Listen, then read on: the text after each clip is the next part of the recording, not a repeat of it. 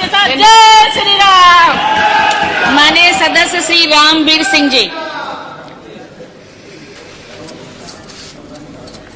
आदरणीय अध्यक्षता, सम्मानित सदन, मैं सबसे पहले जो राज्यपाल का अभिभाषण है उसके लिए आपका धन्यवाद देता हूं कि आपने मुझे बोलने का समय दिया। महाकुंभ में देश की 50% आबादी पहुंची और ये सभी जाति वर्गों के और सभी धर्मों का भी संगम हुआ है। इसमें अल्पसंख्यक समाज के भी मैंने बहुत सारे लोग वहाँ स्नान करते हुए भी देखे और बहुत सारे लोग कारोबार करते हुए भी देखे। तो मैं अपने योगी जी का और उत्तर प्रदेश सरकार का सभी का धन्यवाद दूंगा। अध्यक्ष जी, मैं जिस क्षेत्र से आता हूँ वहाँ 65% मुस्लिम हैं और 15% यादव हैं और 10% जो है जाटव वर्ग का वोट है। मैं वहाँ पिछले 25-30 सालों से वहाँ संघर्ष कर रहा हूँ, पार्टी का काम कर रहा हूँ। आदरणीय JPS राठौड़ जी बैठे हुए हैं, सहकारिता मंत्री माननीय, और आपने भी 4-5 महीने वहाँ लगातार गांव-गांव जाकर काम किया है और लोगों के जो है कार्यकर्ताओं को का सहयोग और ताकत भी प्रदान की है। तो वहाँ जब सपा की सरकार थी, हमारे सपा के भाई अपने तरह तरह के बयान देते हैं, लेकिन जब सपा की सरकार हुआ करती थी 12 से 17 तक, तब आप वहाँ का रिजल्ट उठाइए।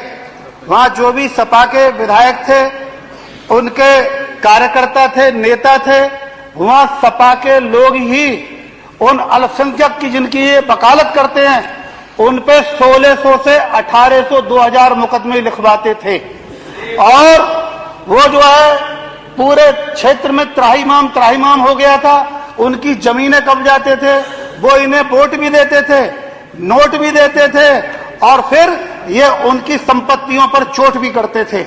जब ये जानकारियां मैंने विधानसभा की सम्मानित जनता को और विशेष तौर पे अल्पसंख्यकों को दी, तो उन्होंने महसूस किया कि हमारे प्रतिनिधियों ने, हमारी कौम के नुमाइंदों ने हमारे साथ बहुत गलत किया है।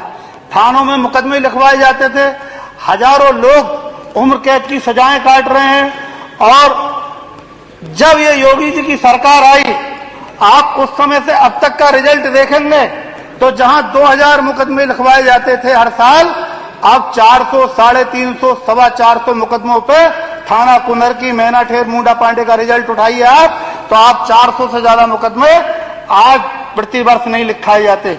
यानी 1400-1500 मुकदमे बादी और मुलजिम अगर लगाओ तो एक मुकदमे में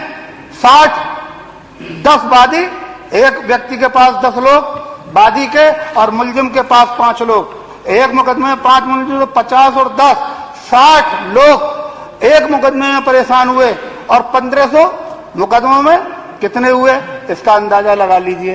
ये तो घटना एक थाने की है, बाकी 7 थानों से घिरी हुई विधानसभा है। तो लाखों लोग समाजवादी की सरकार में जो उन्हें वोट भी देते थे और उनकी वकालत भी करते थे, इन लोगों ने कुनरकी में इस तरह का हाल किया। वहां एक माहौल बना दिया था इन लोगों ने भारतीय जनता पार्टी के खिलाफ कि अगर वोट दोगे तो ईमान से खारिज हो जाओगे। हमने आवाज को बुलंद किया कि ईमान से कैसे खारिज हो जाओगे, ये जो आपके नेता ये रात दिन हम लोगों से मिलते हैं और हमारी सरकार आ जाती थी, जब राजनाथ सिंह जी मुख्यमंत्री थे तब उनसे जाके मिलने जाते थे, तो आप ईमान से खारिज कैसे हो जाओगे। तो जब ये बात समझाई गई, जब हमारे नेता पहुंचते थे लखनऊ से, दिल्ली से, और वो भारत माता की जय बोला करते थे, तो वहां के मुस्लिम समाज के लोग इस बात को मुद्दा बनाया करते थे। और उनके जो है, जब मैं गांव-गांव गया और मैंने कहा कि भाई आप भारत माता की जय से बोलने से क्यों नाराज होते हो, आप मादरे वतन बोलते हो, उर्दू में मादरे वतन है, संस्कृत में वंदे मातरम है और इंग्लिश में मदर इंडिया है, ये भाषाएं अलग अलग हैं, सबका भाव एक है। तो उनकी समझ में आया कि हाँ ये लोग हमें वर्गलाते थे। और अगर मुस्लिम समाज में आप अगर पूछेंगी कि जन्नत किसके कदमों में है, तो मुस्लिम बता देगा कि जन्नत माँ के कदमों में है।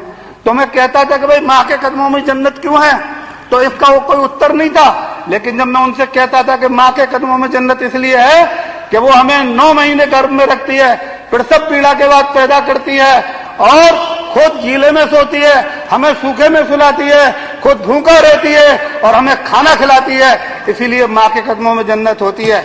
और भाइयों, मैंने जब उन्हें बताया कि जिसके कदमों में जन्नत होती है, अगर किसी के अब्बा जान का नाम जो है अकबर है और उसके बेटे सलीम और जहांगीर हैं, अगर उसके अब्बा जान चले गए और सलीम और जहांगीर रह गए और अब्बा जान 20 बीघे जमीन छोड़ गए, तो वो 1 बीघा जमीन भी ना सलीम कम लेगा ना जहांगीर कम लेगा और माँ को छोड़ देगा। बोले माँ को तू रख ले।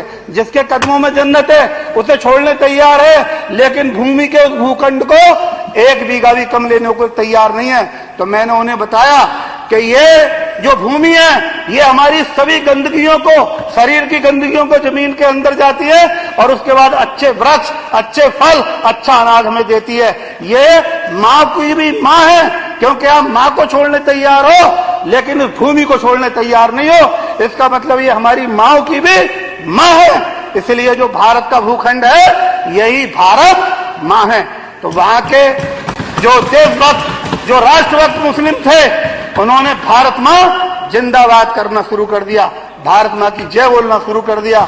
मैं अपने क्षेत्र की आवाम को, जनता को धन्यवाद दूंगा कि उन्होंने साथ यहाँ भेजा और 82,000 मुस्लिमों ने, जो मुस्लिम चिमटे से बीजेपी के कमल के निशान को नहीं छूना चाहते थे, उन्होंने बटन दबाया और पूरे देश ने और प्रदेश ने ये देखा।